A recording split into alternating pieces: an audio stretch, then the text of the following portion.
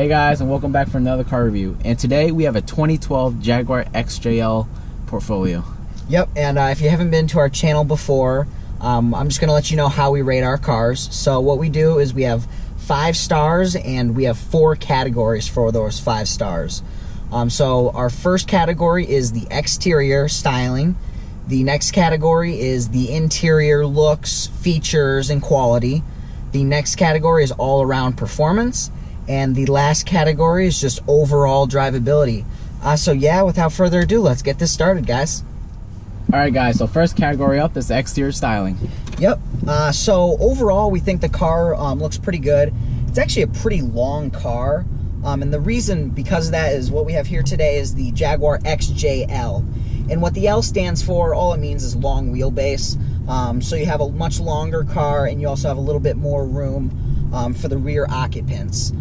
So yeah, it's a pretty good looking exterior. It's a pretty long car. You want to talk about the one kind of real gripe we have at the exterior? Yeah, so then as Mitchell mentioned, the one gripe that we had are the wheels and stock. They come with 19-inch aluminum. Yep. However, we think that either a size up to a 20 or a different design pattern would suit the body of the car. Yeah, we think it'd probably just, well, if you went up to 20, you know, it'd fill out the wheel wells a little bit better. Mm-hmm. But if you didn't go to 20, if you stayed with the 19, maybe just a more aggressive rim pattern, just to kind of, I think it would suit the car better. Yeah, I agree. Yeah, so other than that, you got full LED headlights, you got LED taillights.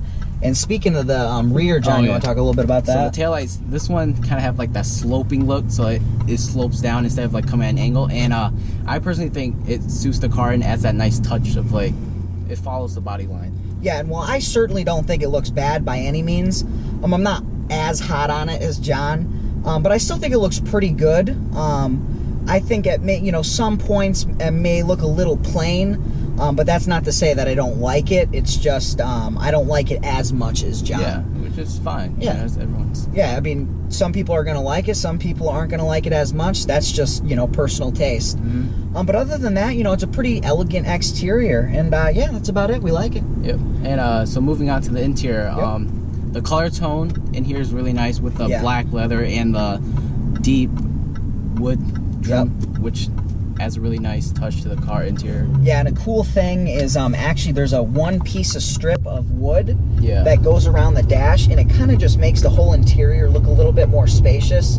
We really like that touch, and there's kind of just like a lot of cool little touches in this car. We got a really nice clock straight up in the middle of the interior. You got a full digital instrument cluster here. You actually got a cool thing where if you press your finger on a little touch sensor, it'll open the glove box. Yeah. We thought that was kind of a cool thing. Yeah, you just need to like hover your finger over there. And it's actually funny. You don't even need to touch it. You just need to get really close to it, and it'll open. So yeah, you want to just talk about the one real gripe of the interior? So the one thing is the infotainment system. For it being a 2012, it's kind of outdated. Yeah. And it really could use a refresh. Yeah, I agree. And the biggest thing that we feel that is outdated on the infotainment system is the navigation system. Other than that, the other parts of it, other than the navigation system, still seem a little outdated, but not as much as the navigation system. Again, it's not a terrible infotainment system by any means, but we think maybe even in 2012 they could have had it a little bit more updated than this. I agree. And also with the interior, it has this turning gear shift knob right here that pops up when you initially start up the car, which is a really cool feature to have. Yeah, and another cool thing kind of about that is it goes back in when you shut the car off. Yeah. So yeah, just again, like we were talking about, just some cool features on the interior. And so like Mitchell mentioned with the L, meaning long wheelbase. Yeah. So you would expect the interior to be really spacious, like for the rear legroom, like people in the passengers. Yeah. They have plenty of room. So 100%. No need to worry about them. Like, no, yeah, for sure. Really comfortable back there. Yeah. So that's about it for the interior, guys. We like it. It's pretty good. And yeah. So next up is performance, and under the hood we have a 5-liter V8 producing 385 horsepower and 380 foot-pound of torque. Yep, so that V8 sounds pretty good, as I can show for you. So it's a pretty good sounding V8, naturally aspirated, of course. It sounds really good, revs pretty high. Yeah, so 0 to 60 in this thing is in the mid-5 range, which is a pretty respectable number. Yep, I agree, it's a respectable number. Is it the fastest car out there? No. but also it's by no means a slow car.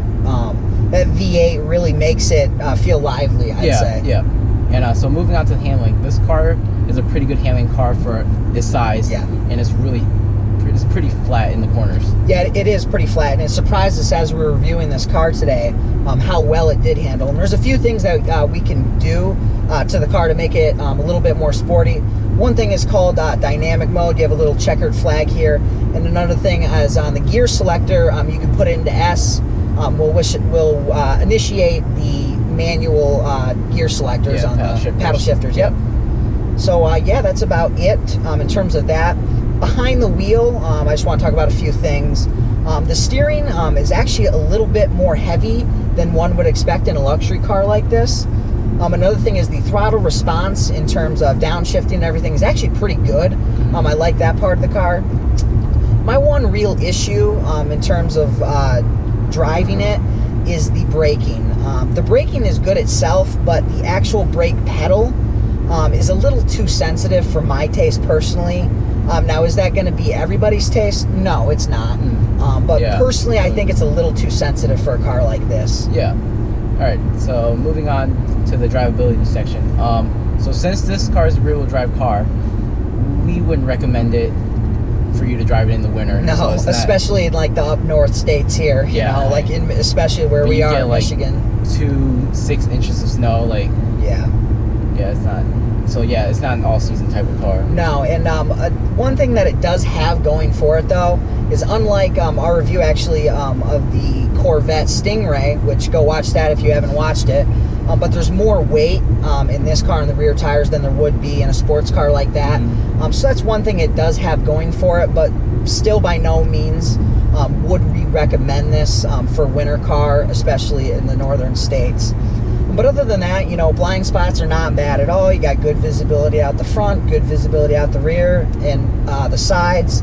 Driving position is pretty good too. It's a little bit lower to the ground, but you can still see out just fine, so no issues there. Yep. So that's about it for our drivability. Yep. Alrighty guys, so to wrap it up for our final thoughts and ratings of the car, for the exterior, we gave it a 3.5 out of 5. Yeah, and for the interior, we gave it a 4 out of 5 stars. Yep, and for performance, we gave it a 3.5 out of 5. And for drivability, we gave it a 4 out of 5. Yep, bringing us to a total of 15 out of 20 stars, which is a pretty good score. Yeah, and so this car overall is a really nice car too. We really liked it. Yeah, we do like it. So yeah, that's about it for the review, guys. Just make sure to share the channel. Again, you know, this channel is actually growing at a pretty good pace. Yeah, I would say it's really good pace. So for sure, thank you for that, guys. And yeah, that's about it. We'll catch you in the next review. Watch out for future reviews. See ya.